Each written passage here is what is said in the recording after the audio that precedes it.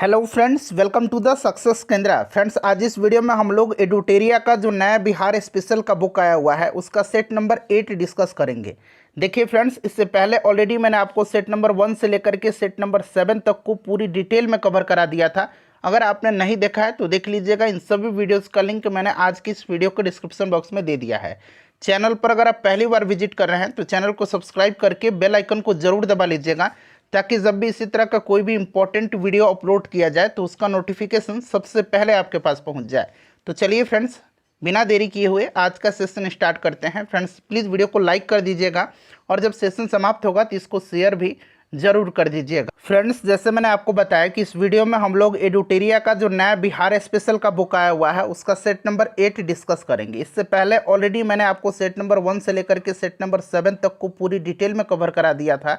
साथ ही साथ देखिए, इस बुक में जो सेट दिया गया है बिहार बजट का, बिहार आर्थिक सर्वेक्षण का, बिहार और भारत का वन रिपोर्ट का और बिहार की जनगणना 2011 का, तो इन 4 सेट को भी मैंने कवर कराया हुआ है। तो इस प्रकार से देखा जाए तो ये 7 सेट हो गया और ये 4 सेट हो गया, टोटल 11 सेट मैंने कवर करा दिया है। इन सभी का लिंक आपको डिस्क्रिप्शन बॉक्स में मिल जाएगा। आज की वीडियो का जरूर देख लीजिएगा। चलिए सेशन आज का स्टार्ट करते हैं। फ्रेंड्स, पहले प्लीज़ वीडियो को लाइक कर दीजिएगा। देखिए, आज के सेशन का पहला प्रश्न है कि प्राचीन नालंदा विश्वविद्यालय को किस वर्ष विश्व विरासत स्थल की सूची में शामिल किया गया। देखिए, अगर आपको आंसर पहले से पता है तो आप आंसर कमेंट बॉक्स में देकर के बताते चलिएगा। साथ ही साथ जो भी मैं एक्सप्लेन करूंगा उसको ध्यानपूर्वक सुनिएगा। इससे क्या होगा कि एक प्रश्न के साथ साथ आपके 2 से 3 प्रश्न जो है कवर होते चलेंगे। तो देखिए, प्राचीन नालंदा विश्वविद्यालय को जो है वर्ष 2016 में यूनेस्को विश्व धरोहर स्थल की सूची में शामिल किया गया और महाबोधि मंदिर को 2002 में यूनेस्को विश्व धरोहर स्थल की सूची में शामिल किया गया। तो दोनों को ध्यान रखना है, प्राचीन नालंदा विश्वविद्यालय को 2016 में और महाबोधि मंदिर या महाबोधि विहार को 2002 में जो है यूनेस्को विश्व धरोहर स्थल की सूची में शामिल किया गया है। चलिए, अगला प्रश्न है, दूसरा प्रश्न है कि निम्नलिखित नदियों में कौन सी नदी हिमालय क्षेत्र की नदी नहीं है। यहाँ देखिए फ्रेंड्स, अगर हम बात करें तो बिहार में प्रवाह प्रणाली, याद रखेंगे बिहार में, यहाँ मैं लिख देता हूँ, बिहार में प्रवाह प्रणाली को 2 भागों में विभक्त किया गया। पहला हिमालय से निकलने वाली नदियाँ और दूसरा पठारी भाग से निकलने वाली नदियाँ। हिमालय से निकलने वाली जो नदियाँ हैं ये उत्तर से दक्षिण की ओर प्रवाहित होती हैं और पठारी भाग से निकलने वाली नदी दक्षिण से उत्तर की ओर प्रवाहित होती हैं। इनको भी ध्यान रखिएगा। और देखिए, इसमें पूछा गया है कि हिमालय क्षेत्र की नदी नहीं है, तो राइट आंसर इसका ऑप्शन नंबर बी हो जाएगा, सकरी नदी। बाकी देखिए, घाघरा, बागमती और कोसी ये हिमालय क्षेत्र की नदियां हैं। चलिए, अगला प्रश्न कर लेंगे। नेक्स्ट क्वेश्चन है हमारा कि किस स्थान से गंगा नदी समतल भूमि पर बहना प्रारंभ करती है। तो देखिए, अगर हम बात करें तो गंगा नदी का उद्गम स्थल आपको पता है कि यह गंगोत्री ग्लेशियर से निकलती है। ठीक है फ्रेंड्स, और गंगा नदी हरिद्वार के निकट मैदानी भाग में प्रवेश करती है। बिहार तक आते आते गंगा में यमुना, गोमती, घाघरा, धौली, पिंडार, अलकनंदा, मंदाकिनी, रामगंगा इन सब नदियां मिल जाती हैं। गंगा जो है यह चौसा में बिहार में प्रवेश करती है। कहाँ पर? चौसा में, याद रखिएगा इसको, चौसा में। ठीक है फ्रेंड्स, और गंगा के तट पर स्थित बिहार के कितने ज़िले हैं तो ये भी आपको याद रखना है। ये 12 जिले हैं। कितने ज़िले हैं? 12 जिले हैं। कौन कौन से हैं तो आपको याद रखना है। ये 12 जिला सारण है, बक्सर, भोजपुर, पटना, वैशाली, समस्तीपुर, बेगूसराय, लखीसराय, मुंगेर, खगड़िया, भागलपुर और कटिहार है। तो राइट आंसर देखिए इसका हरिद्वार हो जाएगा। मैंने आपको बताया था अभी कि गंगा नदी हरिद्वार के निकट मैदानी भाग में प्रवेश करती है, यानी कि समतल भूमि पर बहना प्रारंभ करती है। नेक्स्ट क्वेश्चन कर लेंगे, चौथा प्रश्न है। और फ्रेंड्स देखिए, आज मैंने आपको बिहार की जनगणना 2011 वाला वीडियो करवा दिया है। 50 इंपॉर्टेंट क्वेश्चंस को मैंने कवर करवाया हुआ है। अगर आपने नहीं देखा है तो देखिएगा, लिंक डिस्क्रिप्शन में मिल जाएगा। दिए गए विकल्पों में से किस जिलों में पुरानी जलोढ़ मिट्टी का सर्वाधिक बहुलता पाया जाता है। यहाँ पर पूछा गया है पुरानी जलोढ़ मिट्टी का सर्वाधिक बहुलता पाया जाता है। तो देखिए, पुरानी जलोढ़ मिट्टी को किस नाम से जाना जाता है तो पुरानी जो जलोढ़ मिट्टी है फ्रेंड्स, इसको बांगर के नाम से जाना जाता है। किसके नाम से जाना जाता है? बांगर के नाम से जाना जाता है। और जो नई जलोढ़ मिट्टी है उसको किस नाम से जाना जाता है तो नई जलोढ़ मिट्टी को जाना जाता है खादर के नाम से। ठीक है, दोनों को ध्यान रखिएगा। और यहाँ पूछा गया है कि पुरानी जलोढ़ मिट्टी की सर्वाधिक बहुलता कहाँ पर पाई जाती है। तो देखिए, पुरानी जो जलोढ़ मिट्टी है फ्रेंड्स, यह गंगा के दक्षिणी मैदानी भाग में रोहतास से लेकर के गया, पटना, मुंगेर, भागलपुर तक इसका विस्तार है। ठीक है, तो यहाँ पर देखिए राइट आंसर इसका क्या हो जाएगा, यहाँ पर गया दिया गया है। ठीक है, याद रखेंगे, ऑप्शन नंबर डी इसका राइट आंसर हो जाएगा। चलिए आगे बढ़ेंगे कि बिहार की जलवायु के अंतर्गत कौन सी ऋतुएं प्रचलित हैं। तो यहाँ पर देखिएगा ऑप्शन नंबर इसका ई राइट आंसर हो जाएगा, शीत ऋतु, ग्रीष्म ऋतु, वर्षा ऋतु। Option number E right answer हो जाएगा। सप्तधारा या सतधरवा कुंड कहाँ पर स्थित है, इसको सप्तधारा जलकुंड भी कहा जाता है और यह राजगीर में स्थित है। ऑप्शन नंबर सी हो जाएगा इसका राइट आंसर। उसके बाद देखिएगा कि भारत तथा नेपाल सरकार की सहमति से कोसी परियोजना की शुरुआत कब की गई थी। देखिए कोसी परियोजना की शुरुआत पूछा गया है, बताइए फ्रेंड्स इसका राइट आंसर क्या हो जाएगा। तो यहाँ पर आप ध्यान देंगे तो देखिए फ्रेंड्स, अगर हम बात करें तो कोसी परियोजना जो है यह बाढ़ की विभीषिका से बचने के लिए भारत सरकार और नेपाल सरकार की सहमति से 1954 में 1954 में कोसी नदी परियोजना के अंतर्गत भारत ने नेपाल सीमा पर हनुमान नगर के समीप कोसी नदी पर बांध बना करके दोनों ओर दो नहरें, पूर्वी कोसी नहर तथा पश्चिमी कोसी नहर निकाली गई हैं। 1954 इसका राइट आंसर हो जाएगा। उसके बाद देखिए भीम बांध वन्यजीव अभ्यारण्य कहाँ स्थित है। तो फ्रेंड्स यह कहाँ पर स्थित है, तो यह जो है मुंगेर में है। अच्छा, चंपारण में एकमात्र नेशनल पार्क है बिहार का, वाल्मीकि नेशनल पार्क। ठीक है, वाल्मीकि टाइगर रिजर्व भी पश्चिम चंपारण में है। उदयपुर वन्यजीव अभ्यारण्य भी, उदयपुर वाइल्ड लाइफ सेंचुरी भी पश्चिम चंपारण में ही है। कैमूर में क्या है, कैमूर वाइल्ड लाइफ सेंचुरी है। और जमुई में नागी और नकटी पक्षी अभ्यारण्य है या पक्षी विहार है, इनको भी ध्यान रखिएगा। उसके बाद देखिएगा कि बिहार का सर्वाधिक वन क्षेत्र वाला जिला कौन सा है। बिहार वन रिपोर्ट 2021 वाला वीडियो जो मैंने कवर कराया हुआ था, इसी बुक का सेट है। अगर उसको आपने देखा होगा तो आसानी से इसका आंसर दे पाए होंगे। सर्वाधिक वन क्षेत्र वाला जिला जो है यह कैमूर है, दूसरे नंबर पर पश्चिम चंपारण है और तीसरे नंबर पर रोहतास है। तो यहाँ पर देखिए राइट आंसर इसका ऑप्शन नंबर बी हो जाएगा। और सबसे कम वन क्षेत्र वाला जिला, सबसे कम वनावरण वाला जिला शेखपुरा है, शेखपुरा है, ध्यान रखिएगा। अबरख का सर्वाधिक उत्पादन कहाँ पर होता है, अबरख का सर्वाधिक उत्पादन जो होता है कहाँ पर होता है, तो फ्रेंड्स ये गया हो जाएगा राइट आंसर इसका। 2011 की जनगणना के अनुसार भारत तथा बिहार का जनसंख्या घनत्व क्रमशः, तो जनगणना वाला भी वीडियो मैंने कवर करा दिया है, उसमें भी यह प्रश्न दिया गया था। तो यह आपका कितना हो जाएगा, भारत की जो जनघनत्व है वो कितना है, तो बताइए 382 व्यक्ति प्रति वर्ग किलोमीटर है और बिहार का 1106 व्यक्ति प्रति वर्ग किलोमीटर है। उसके बाद देखिएगा कि 2011 के जनगणना के अनुसार न्यूनतम लिंगानुपात वाला जिला। ये सभी प्रश्न अगर आपने जनगणना वाला वीडियो देखा है तो आसानी से दे पा रहे होंगे, लिंक डिस्क्रिप्शन में मिल जाएगा। आज ही मैंने उसको कवर कराया है, चैनल पर चले जाइए और चैनल पर जाकर के देख लीजिए। तो देखिए फ्रेंड्स यह मुंगेर का है, मुंगेर का कितना है, तो 876 है। और सर्वाधिक जो लिंगानुपात है ये गोपालगंज का है, गोपालगंज का कितना है, तो इसको भी ध्यान रखिएगा 1021 है। क्लियर, 1021 है, ये 2 है। चलिए आगे बढ़ेंगे कि बिहार में स्थित बरौनी तेल शोधक कारखाना किस देश के सहयोग से स्थापित किया गया था। तो देखिए बरौनी तेल शोधक कारखाना जो है यह किस जिला में है, तो बेगूसराय में है। सोवियत यूनियन की सहायता से 1964 में इसे स्थापित किया गया था। तो यहाँ पर देखिए रूस दिया गया है। चलिए अगला प्रश्न कर लेंगे। नेक्स्ट क्वेश्चन है कि बिहार में विद्युत इंजन कारखाना स्थित है। बिहार में विद्युत इंजन कारखाना जो है ये मधेपुरा में है। ठीक है, मधेपुरा में है। उसके बाद देखिएगा नेक्स्ट क्वेश्चन है कि मढ़ौरा स्थित, अच्छा मढ़ौरा कहाँ पर है, तो सारण में है। मढ़ौरा स्थित डीजल रेल कारखाना द्वारा निर्मित शक्तिशाली डीजल इंजन गजराज कितना हॉर्स पावर का है, कितना एचपी का है गजराज, तो गजराज जो है यह 6000 एचपी का है। ऑप्शन नंबर इसका देखिए ये जो होगा करेक्ट आंसर हो जाएगा। उसके बाद देखिए बिहार राज्य पथ परिवहन निगम की स्थापना कब की गई थी, तो सड़क परिवहन निगम अधिनियम 1950 के प्रावधानों के तहत इसकी स्थापना 1959 यानी कि 1959 में किया गया था। ऑप्शन नंबर डी इसका राइट आंसर हो जाएगा, 1959 में इसकी स्थापना की गई थी। उसके बाद देखिए बिहार सरकार के द्वारा प्रति वर्ष स्थापना दिवस जो है कब मनाया जाता है, तो फ्रेंड्स प्रत्येक वर्ष जो है यह मनाया जाता है कब, तो 22 मार्च के दिन। अच्छा 22 मार्च के दिन विश्व जल दिवस भी मनाया जाता है, इसको भी ध्यान रखिएगा। उसके बाद है कि बिहार विधानसभा में अनुसूचित जनजाति, ठीक है, यानी कि एसटी के लिए पूछा जा रहा है कितनी आरक्षित सीटों की संख्या है।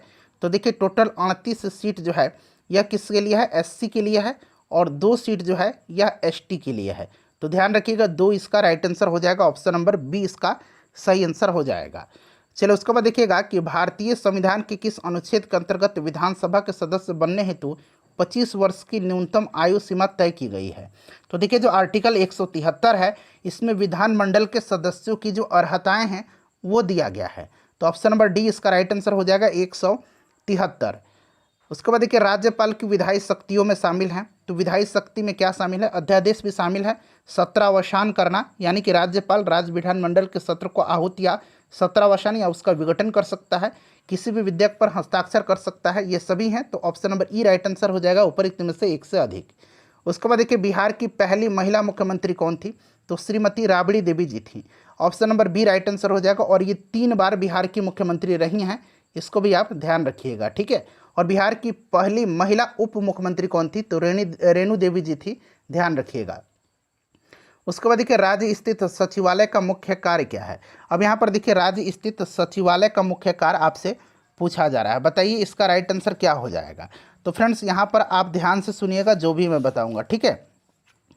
देखिए अगर हम बात करें कि सचिवालय की स्थापना कब हुई थी, तो इसको भी ध्यान रखिएगा। देखिए बिहार में सचिवालय की स्थापना 1912 में हुई थी। कब हुई थी, तो 1912 में हुई थी, ठीक है। और सचिवालय का जो कार्य है, इसका मुख्य कार्य नीति निर्धारण, विधान निर्माण एवं नियमावली का गठन, क्षेत्रीय नियोजन एवं परियोजनाओं का निर्माण, बजट एवं नियंत्रण व्यवस्था, क्रियान्वयन एवं मूल्यांकन, समन्वय तथा दायित्वों के निर्वाह में विभिन्न जो विभागीय मंत्री हैं, राज्य मंत्री हैं और उप मंत्री हैं उनका सहयोग करना है। तो देखिए एक से अधिक सभी हो जाएगा, option number E right answer हो जाएगा। उसके बाद देखिएगा कि पंचायतों में अनुसूचित जाति और अनुसूचित जनजाति के लिए आरक्षण की व्यवस्था किस अनुच्छेद में है। तो मैंने सभी जो इसका अनुच्छेद था 243 से लेकर के 243 ओ तक या 243 अड़ा कह लीजिए, इन सबको मैंने स्पेशल जो है भारत का पंचायती राज व्यवस्था का वीडियो कल मैंने अपलोड किया था, उसमें कवर करा दिया था। अगर आपने उस वीडियो को देखा होगा तो आसानी से आप इसका आंसर दे पा रहे होंगे। तो देखिए फ्रेंड्स अगर हम बात करें कि अनुच्छेद 243 ए में क्या है, तो ग्राम सभा है।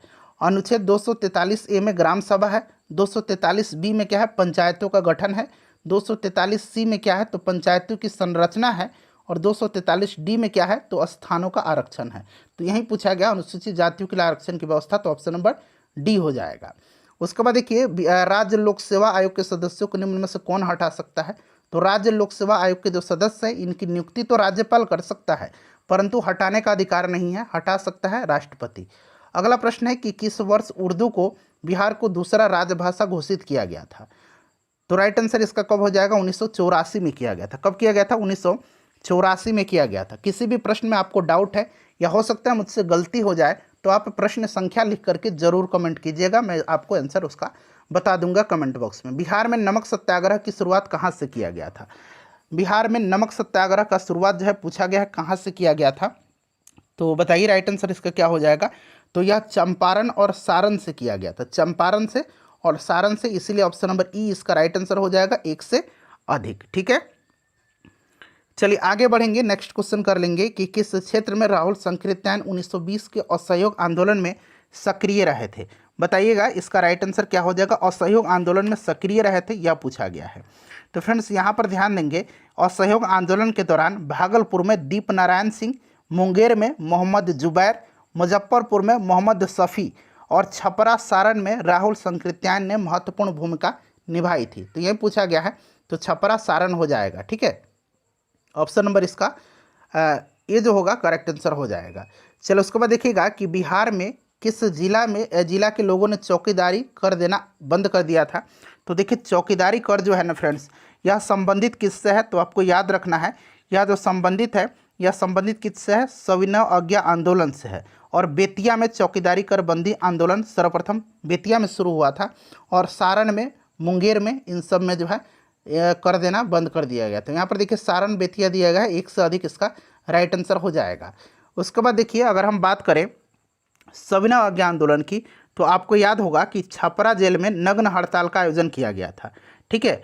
और देखिए सविनय अवज्ञा आंदोलन के दौरान ही बिहार के मुजफ्फरपुर जिला में मैजिक लालटेन का लेक्चर आयोजित किया गया था। मैजिक लालटेन, यहाँ मैं लिखता हूँ, पूछा जाता है कि मैजिक लालटेन की घटना किससे संबंधित है, तो यह सविनय अवज्ञा आंदोलन से संबंधित है। क्लियर, इन सबको याद रखेंगे। कहाँ पर मैजिक लालटेन का लेक्चर आयोजित किया गया था, तो मुजफ्फरपुर जिला में। क्लियर, चलिए आगे बढ़ेंगे, नेक्स्ट क्वेश्चन कर लेंगे फ्रेंड्स। अगला प्रश्न कि बिहार में द्वैध शासन प्रारंभ होने के बाद बिहार के गवर्नर कौन बने थे? तो द्वैध शासन आपको याद होगा, भारत शासन अधिनियम, भारत सरकार अधिनियम 1919, ठीक है। तो उस समय सत्येंद्र प्रसाद सिन्हा उसके बाद बने थे। ऑप्शन नंबर ए हो जाएगा राइट आंसर। अगला प्रश्न करेंगे कि 1937 में देखिए जब बिहार में विधानसभा चुनाव के फलस्वरूप सरकार का गठन हुआ, उस समय बिहार के राज्यपाल कौन थे? तो उस समय राज्यपाल जो थे ये कौन थे? तो मॉरिस गार्नियर हैलेट थे। मॉरिस गार्नियर तो आपने सुना हुआ होगा, गार्नियर का प्रोडक्ट आता है, ठीक है। तो मॉरिस गार्नियर हैलेट, तो MG हैलेट यहाँ पर दिया गया है। उसके बाद देखिए बिहार में व्यक्तिगत सत्याग्रह के दूसरे सत्याग्रही कौन थे? अच्छा, बिहार में व्यक्तिगत सत्याग्रह की शुरुआत कब हुई थी? तो याद रखेंगे 28 नवंबर, यहाँ मैं लिख देता हूँ 1940 को हुई थी, ठीक है फ्रेंड्स। ये डेट याद रखिएगा, सन याद रखिएगा। और पहले सत्याग्रही श्री कृष्ण सिंह थे, दूसरे सत्याग्रही अनुग्रह नारायण सिंह थे। तो ऑप्शन नंबर बी हो जाएगा राइट आंसर। वीडियो को प्लीज़ लाइक कर दीजिए फ्रेंड्स। देखिए भारत छोड़ो आंदोलन के समय 11 अगस्त 1942 को पटना सचिवालय गोलीकांड में मरने वाले छात्रों की संख्या आपसे पूछी जा रही है। तो देखिए 7 छात्र शहीद हुए थे, आपको याद होगा। और यह जो 11 अगस्त 1942 को पटना सचिवालय गोलीकांड हुआ था, इसको तो आपको याद रखना ही रखना है, डेट सहित याद रखना है, ठीक है। 11 अगस्त 1942, इसमें कौन कौन से लोग शहीद हुए थे? तो शहीद उमाकांत प्रसाद सिंह, शहीद रामानंद सिंह, शहीद सतीश प्रसाद झा, शहीद जगपति कुमार, शहीद देवीपद चौधरी, शहीद राजेंद्र सिंह और शहीद राम गोविंद सिंह। इनका नाम याद रखेंगे। ऑप्शन नंबर बी हो जाएगा राइट आंसर। उसके बाद देखिए किस आंदोलन के समय बिहार में आज़ाद दस्ता सक्रिय रहा था? तो देखिए जयप्रकाश नारायण के नेतृत्व में नेपाल में आज़ाद दस्ता की स्थापना की गई थी भारत छोड़ो आंदोलन के समय। ऑप्शन नंबर डी हो जाएगा इसका करेक्ट आंसर। निम्न में से किसने बिहार छात्र परिषद का गठन किया था?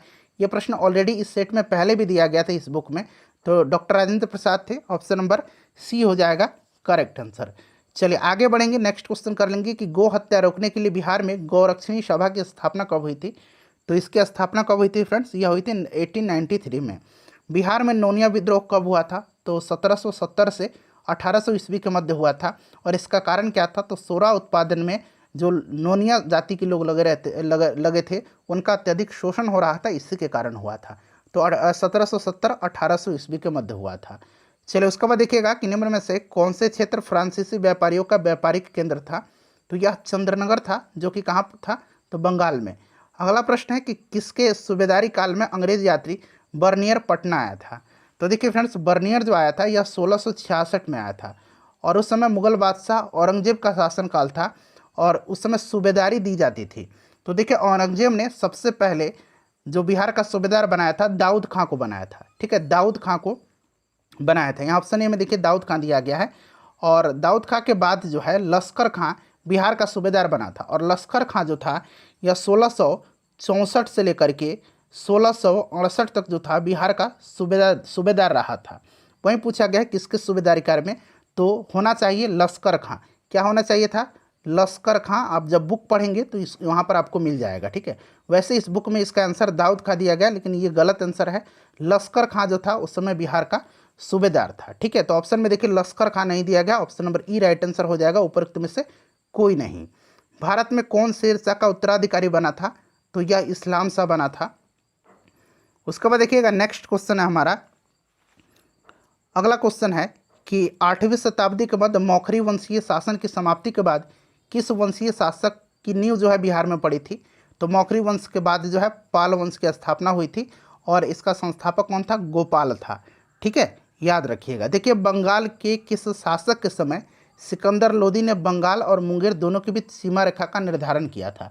तो सिकंदर लोदी के बिहार अभियान के फलस्वरूप बंगाल के शासक अलाउद्दीन हुसैन शाह के साथ एक संधि हुई थी और इसी संधि के अंतर्गत मुंगेर को दोनों के बीच सीमा निर्धारित किया गया था।